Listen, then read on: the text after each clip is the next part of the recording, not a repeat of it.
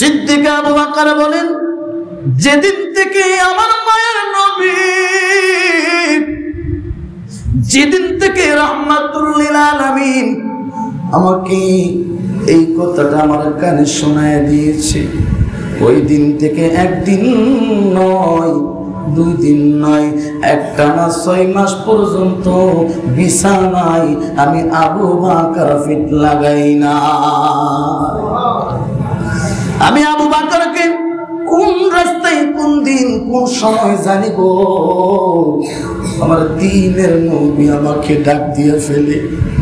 আমি আবু বকর যদি ঘুমিয়ে যায়, আমার মুর্শিদ যদি আমাকে ডাক দিয়া চলে যায়, কিয়ামতের ময়দানে যদি আমি আবু বকর দ্বীনের নবীর সাথী না হওয়ার কারণে যদি আমি আসামি হয়ে যাই, আমার নবী ছাড়া আমি আবু বকরকে শাফায়াত করার কোনো ক্ষমতা আর কারো কাছে নাই।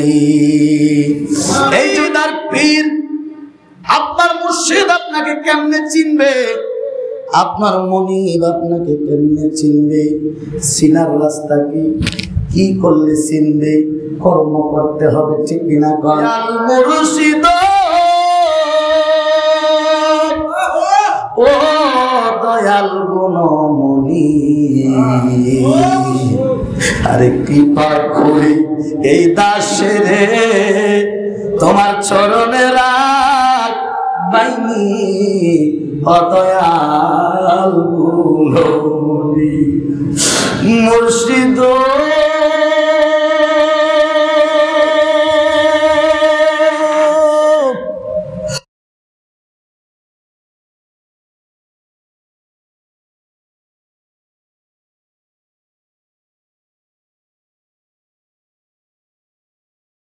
আলহামদুলিল্লাহ, ঐতিহ্যবাহী দৌলতবাড়ি দরবার শরীফে জামে মসজিদে সফরের চাঁদের আজ প্রথম জুমা। আজকে দরবার শরীফে জামে মসজিদে প্রাণপ্রিয় মহান মুর্শিদ কিবলার সাথে একত্রিত হয়ে জমাতে নামাজ আদায় করার সুযোগটুকু যিনি আমাদেরকে করে দিয়েছেন, ওই রব্বুল ইজ্জাতের দরবারে উচ্চ কণ্ঠে সকলে বলি আলহামদুলিল্লাহ। আজকে আমরা দৌলতবাড়ি দরবার শরীফ জামে মসজিদে এসেছি আপন আপন পীর ও মুর্শিদের সাহাবতে, পীর ও মুর্শিদের নেক নজরে, মুর্শিদ কিবলার পিছনে আমরা আজকে নামাজ আদায় করার জন্য। আল্লাহর হাবিব সরকার দু আলম হুজুর আকরাম সাল্লাল্লাহু তাআলা আলাইহি ওয়া আলিহি ওয়াসাল্লামা, তিনার পিছনেও সাহাবায়ে কেরামগণ রাদিয়াল্লাহু তাআলা আনহুমাগণ তিনারাও প্রিয় নবীজির পিছনে নামাজ পড়ার জন্য প্রতিযোগিতা আরম্ভ করতেন। অনেক সাহাবায়ে কেরামদের বাড়ি অনেক দূরে ছিলেন, কিন্তু প্রতিযোগিতা করে অনেক সাহাবায়ে কেরাম তিনারা প্রিয় নবীকে কাছে পাওয়ার জন্য মসজিদে নববীর কাছাকাছি, প্রিয় নবীজির কাছাকাছি এসে তারা বাড়িঘর করা শুরু করে দিয়েছিলেন। সুবহানাল্লাহ। প্রিয় নবীকে সাহাবায়ে কেরাম, নবীজির ১৬ লক্ষ সাহাবী ছিলেন, কম বেশি হতে পারে।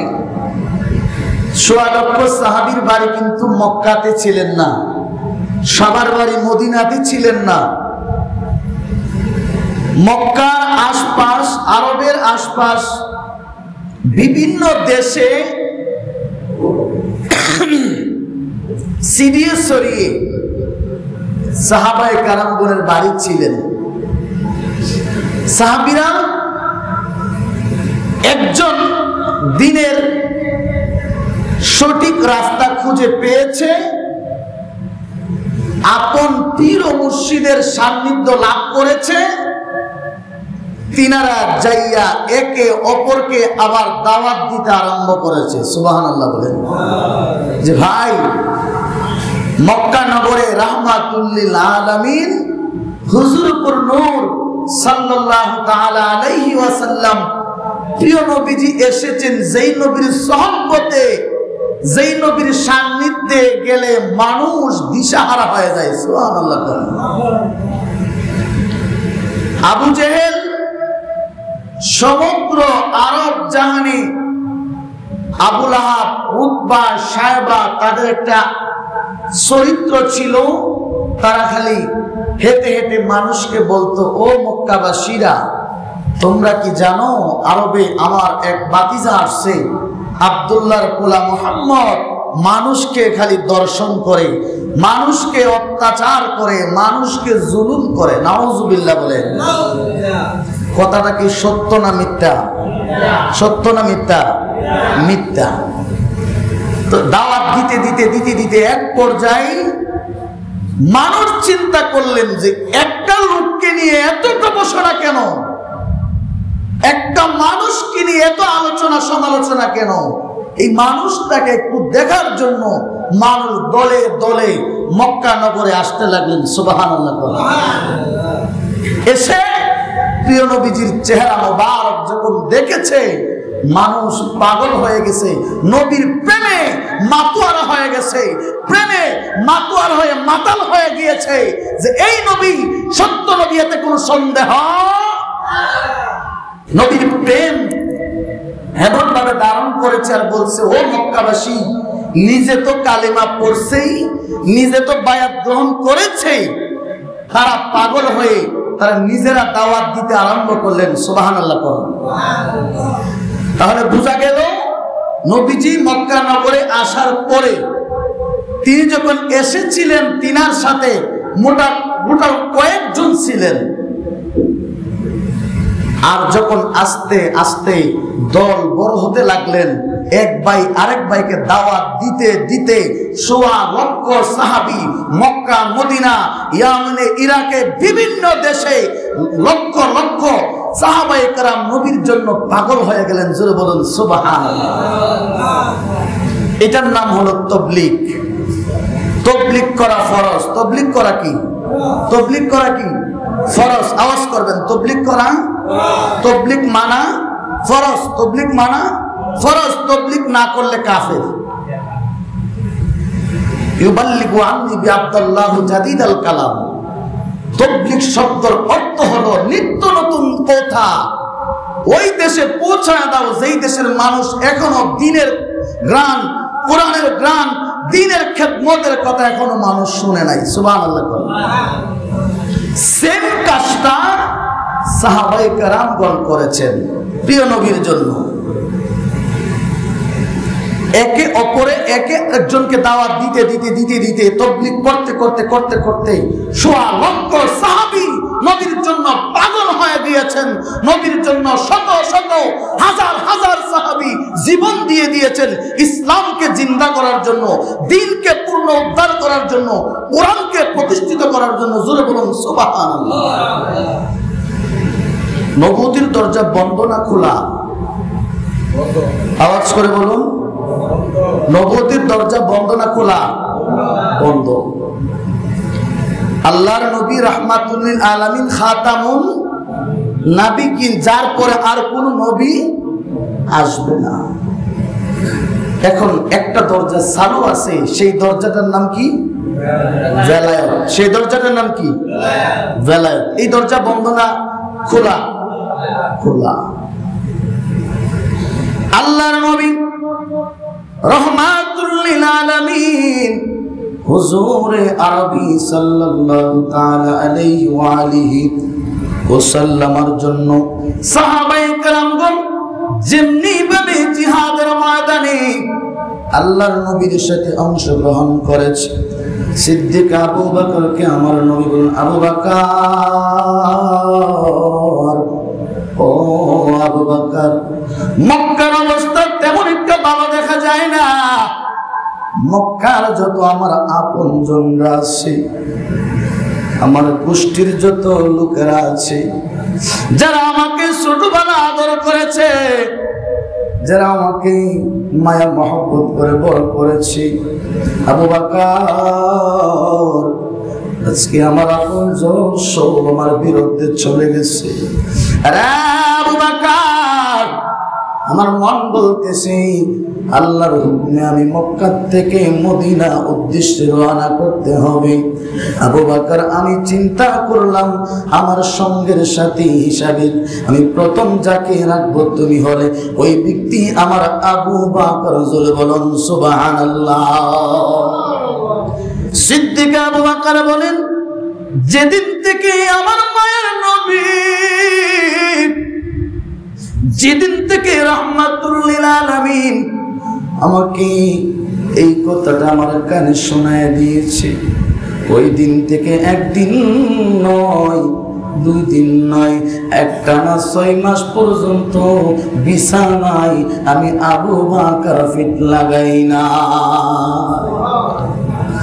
আমি আবু বকরকে কোন রাস্তায় কোন দিন কোন সময় জানি গো, আমার দ্বীনের নবী আমাকে ডাক দিয়ে ফেলে। আমি আবু বকর যদি ঘুমিয়ে যাই, আমার মুর্শিদ যদি আমাকে ডাক দিয়া চলে যায়, কিয়ামতের ময়দানে যদি আমি আবু বকর দ্বীনের নবীর সাথী না হওয়ার কারণে যদি আমি আসামি হয়ে যাই, আমার নবী ছাড়া আমি আবু বকরকে শাফায়াত করার কোনো ক্ষমতা আর কারো কাছে নাই। এই জন্য আবু বকর বলেন, 1 রাত্র নয়, 2 রাত্র নয়, একটানা 6 মাস পর্যন্ত আমি ঘুমাইছি না আমার মায়ের নবীর প্রেমে। জোরে জোরে বলুন সুবহানাল্লাহ। আমার মায়েরা ও দৌলত বাড়ি দরবার শরীফের জাকিরিন, আশিকিন, মুরিদান, মুহিব্বিন, বাবা ভাইরা, নবীর জন্য সাহাবায়ে কেরাম যেই রকম ছিলেন, একজন মুরিদ তার পীরের জন্য হুবহুব এইরকম টাকা লাগবে, নয়তো পীর ও মুর্শিদ তার জন্য হাসিল করা সম্ভব হবে না। আমার নবী, আমার আবু বকর, আমার উমর সবার বেলা নবী কথা বলে নাই। নবী আমার আবু বকর, আমার উমর, আমার আলী, আমার উসমান, যারা নবীর আমার হতে পেরেছে তারাই রে নবী আমার বলেছে। এই জন্য আল্লাহ বলেছেন, ও দুনিয়ার মানুষ, আমি আমার বন্ধুকে প্রেরণ করেছি, বন্ধুর মাধ্যমে আমি আল্লাহ হলাম দাতা, আর বন্ধু হলেন বন্টনকারী। আমার বন্ধুর মাধ্যমে আমি আল্লাহ উম্মতে মুহাম্মদের জন্য, আমার বান্দার জন্য আমি যা নাজ নিয়ামত আমি তৈরি করেছি, রিজিকের ফয়সালা যতটুকু করেছি, এই ফয়সালাগুলা একমাত্র যার মাধ্যমে বন্টন হবে তিনি আর কেউ নয়, নবী মুহাম্মদুর রাসূলুল্লাহ সাল্লাল্লাহু তাআলা আলাইহি ওয়াসাল্লাম। এই জন্য নবী আগে চিনো। আল্লাহ কোরআনে বলেছেন, বল হে নবী আপনি বলুন, ইন কুনতুম তুহিব্বুনাল্লাহ ফাত্তাবিউনি ইউহিব্বুকুমুল্লাহ ওয়া ইয়াগফির লাকুম যুনুবাকুম আল্লাহু গফুরুর রহিম। আমার বাবারা ভাইরা, আল্লাহর বন্ধু গো, ও বন্ধু, আপনাকে আগে মানুষ ছিল, সরাসরি আমি আল্লাহ পর্যন্ত আসা সম্ভব না, সরাসরি আমি আল্লাহকে দেখা সম্ভব না। আদম থেকে ঈসা রুহুল্লাহ পর্যন্ত যুগে যুগে সময় বলছে রব্বি আরনি, আল্লাহ বলছেন লান তারানি। আল্লাহ বলেন দেখতে হলে মাধ্যম ছাড়া দেখা সম্ভব হবে না। আমার আল্লাহ কই, বন্ধু আপনার উম্মতদেরকে জানায়া দেন, যারা আমাকে পেতে চায় তারা আগে আপনি নবীর আদর্শ, নবীর তরিকা বিধান তার জীবনের মধ্যে বাস্তবায়ন করো। তাহলে আল্লাহর কথাই বোঝা যায় কোরআনের বাদশ। আল্লাহ পেতে হলে নবীর দরকার, ঠিক কিনা কর? নবীর দরকার। আসুন সামনে বারে নবীকে কেমনে আমরা পাবো? নবী কই? নবী পাওয়ার রাস্তাটা কোন জায়গায়? আমার বাবারা ভাইরা, নবী পাওয়ার রাস্তা কই? নবী পাওয়ার রাস্তা হলো আল্লাহর ওলিরা জোরে জোরে বলুন সুবহানাল্লাহ। আজকে সমাজে একটা কুসংস্কার আছে, মানুষ বলে মুরিদের কি দরকার।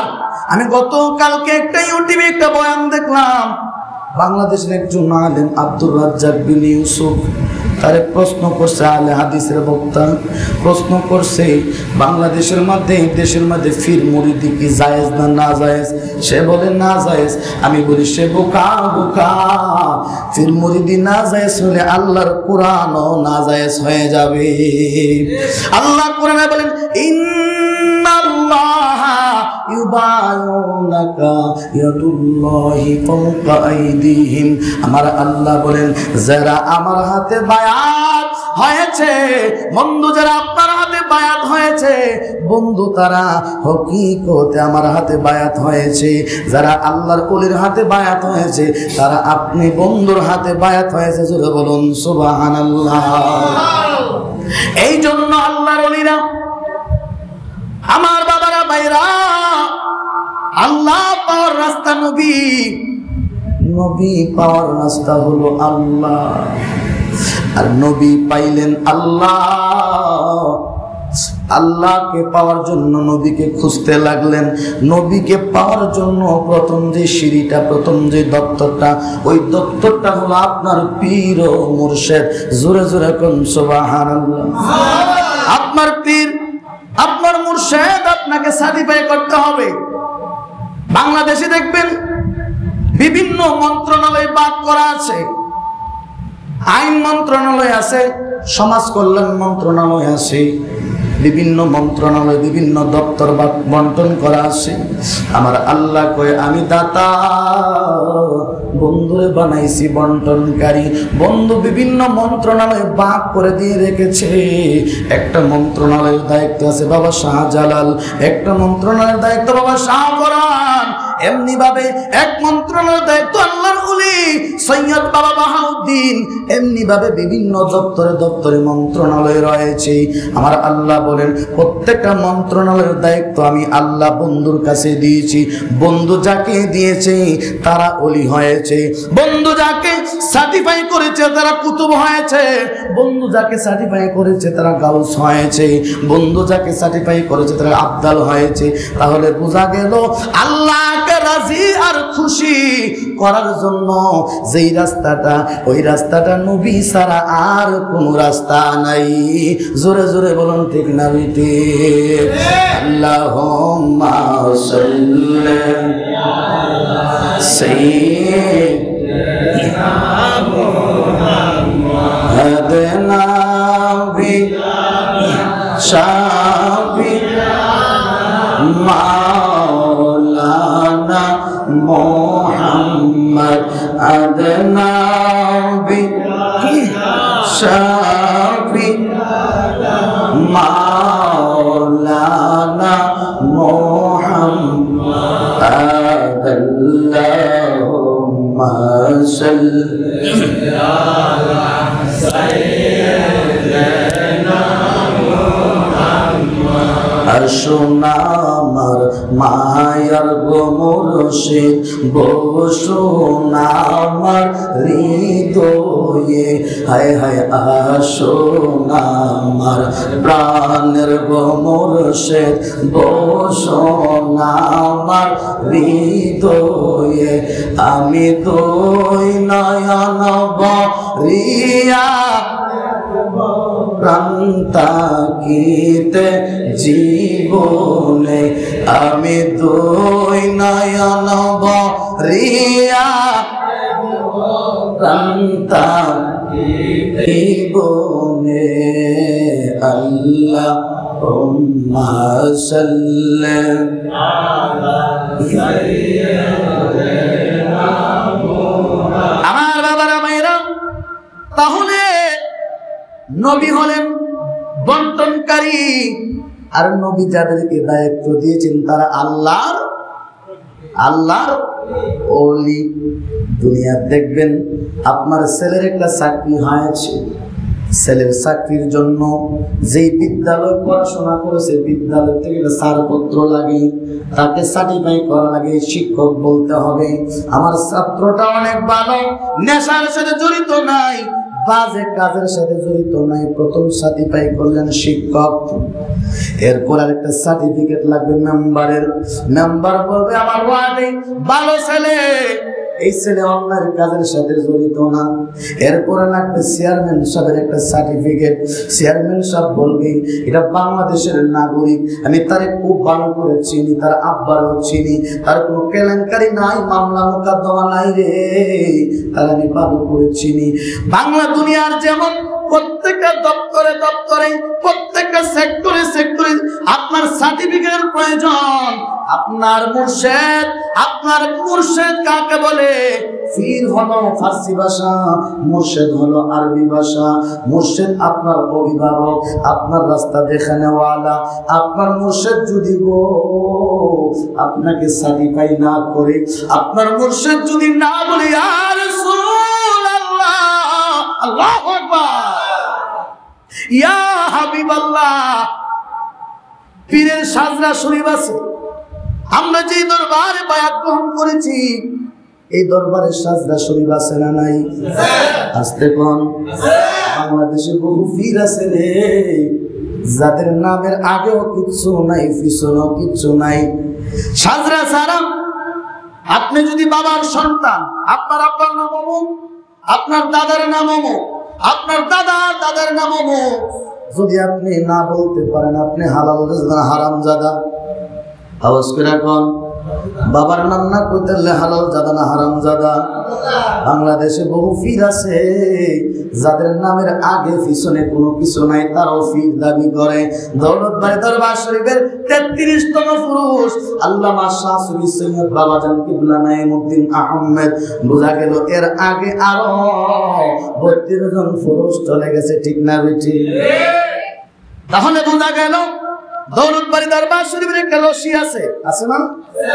একটা শিকল আছে, এটার একটা মাথাও আছে, দুইটা মাথা। একটা মাথা কার হাতে? বাবা বর্তমান যিনি গদিনশীল বাবা নাঈমউদ্দিন মাদ্দাজুল্লাহুল আলী বাবাজান কিবলার হাতে বাজান।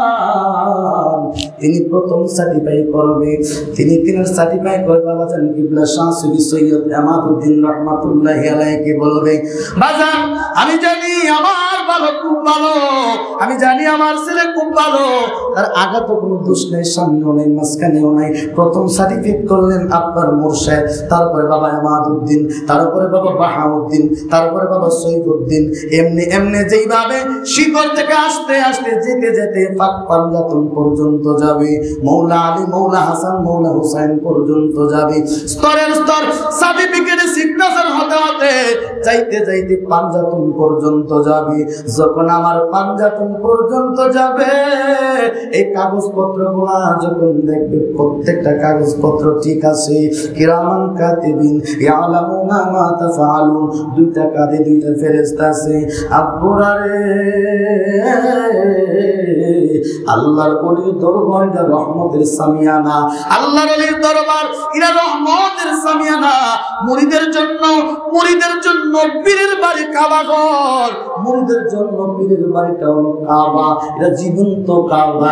এই কাবাতে নিয়ত করে আসলে কেউ খালি ফিরে না। আমি বলতে চেয়েছিলাম মুরিদ আর পীর, আপনার মুর্শিদ আপনাকে কেমনে চিনবে, আপনার মনিব আপনাকে কেমনে চিনবে? চিনার রাস্তা কি করলে চিনবে? কর্ম করতে হবে, ঠিক কিনা কন? আওয়াজ করে কন। কর্ম ছাড়া মুর্শিদ পাওয়া সম্ভব না, কামলাগিরি না করলে পীর পাওয়া সম্ভব না। যারা আজকে পীর পেয়েছে, মুর্শিদকে সাধন করেছে, বাবা বাহাউদ্দিন, তিনি তিনার মুর্শিদকে সাধন করে তিনি লিখেছে, দয়াল মুর্শিদ ও দয়াল গুণমণি, আরে কৃপা করে এই দাসের তোমার চরণে রাখ বাইনি অদয়াল গুণমণি মুর্শিদ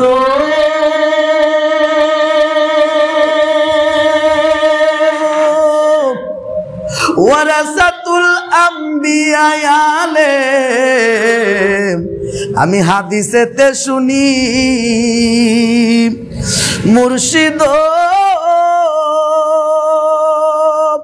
ওয়ারাসাতুল আম্বিয়া আলেম আমি হাদিসেতে শুনি তুমি যে সত্য নবীর ওয়ারিস আমি মনে প্রাণে জানি অদয়াল গুণ সবাই বলেন দয়াল মুর্শিদ ও দয়াল গুণ মনি আরে কৃপা করে এই দাসের চরণে রাখ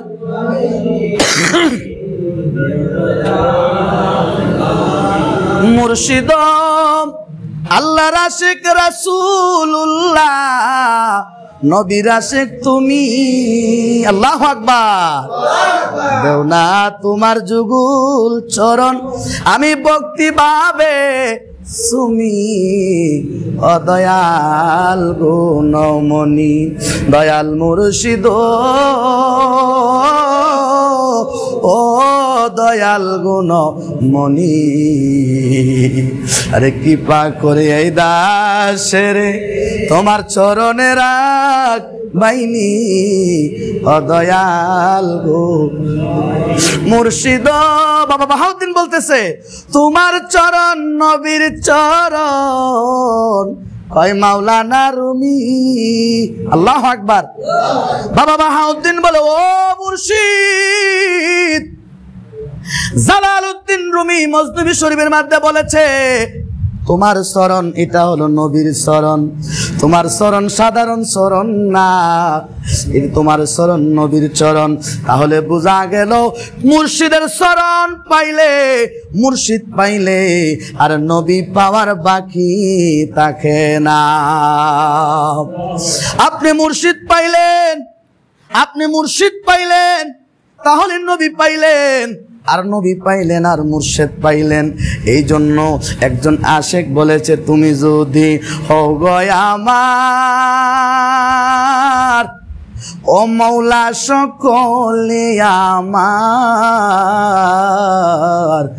তুমি সারা প্রাণ না তো কি চাইব আর আমি যে কথাটা বলতে চেয়েছিলাম দেখেন মুর্শিদ যদি আপনাকে সার্টিফাই করে মুর্শিদ যদি আপনাকে বলে যে না আমার বালক আমি জানি সে আমার বালক আমার সন্তান আমার বললে আপনার কপাল সার্থক আপনাকে ইউপি চেয়ারম্যান যদি সার্টিফিকেট দিয়া বলে যে না এই লোক বাংলাদেশের নাগরিক বাংলাদেশে যে কোনো ডিপার্টমেন্টে তাকে চাকরি দেওয়া হোক এতে কোনো আপিত্য নাই কোনো তার নামে কোনো কেলেঙ্কারি নাই কোনো মামলা নাই যদি এই ধরনের সার্টিফাই করে তাহলে বোঝা গেল আপনি নির্দোষ আপনার কাগজে বলবে আপনি দোষী না গুণী ঠিক কিনা কন এই কাগজটা সার্টিফাই করার জন্য এটাকে আপনাকে দেখার জন্য যেই রাটার দেখার জন্য যেই মেশিন ওই মেশিনটা হলো আপনার প্রাণপ্রিয় মুর্শিদ জোরে বলুন সুবহানাল্লাহ মুর্শিদ যদি আপনাকে বলে যে আমার সন্তান ভালো মুর্শিদ থেকে এই যে শিকল এই যে রশি যে সাজরা শরীফ আছে এক দপ্তর থেকে আরেক দপ্তর থেকে আরেক দপ্তর যাইতে যাইতে ফানজাতন হয়ে প্রিয় নবী পর্যন্ত পৌঁছবে জোরে বলুন সুবহানাল্লাহ আর নবী পর্যন্ত পৌঁছলেন আপনি আল্লাহ পর্যন্ত পৌঁছে গেলেন আর আল্লাহ পাইলেন নবী পাইলেন মাধ্যম হলো মুর্শিদ এই জন্য একজন আশিক বলেছে যারা মুর্শিদকে দেখেছে আর আল্লাহ আর আল্লাহর রাসূল দেখার কোনো প্রয়োজন নাই জোরে বলুন সুবহানাল্লাহ মুর্শিদ যার দর্শন হয়েছে আর দুনিয়াতে কোনো চিন্তা নাই পরকালেও চিন্তা নাই তো মুর্শিদ পাওয়ার প্রথম যেই সেক্টর প্রথম যে দপ্তর আপনি আজিজি হতে হবে আপনার মধ্যে তাকওয়া আনতে হবে আপনার মধ্যে মুর্শিদ প্রেম পয়দা করতে হবে মুর্শিদের হুকুম মুর্শিদের বিধান মুর্শিদ যেই কর্ম করে, মুর্শিদ যেই জিনিসকে আদর্শ করে তিনি জমিনে প্রতিষ্ঠিত করতে চাচ্ছেন, ওই জিনিস ওই কর্ম আপনার মাঝে প্রতিষ্ঠিত হলেই আপনি মুর্শিদের হয়ে যাবেন। আল্লাহ আমাদেরকে বুঝার তৌফিক দান করুক। সকলে বলি আমিন। ওয়া আখির দাওয়ানা আনিল হামদুলিল্লাহি রাব্বিল আলামিন। আসসালামু আলাইকুম ওয়া রাহমাতুল্লাহি ওয়া বারাকাতুহু।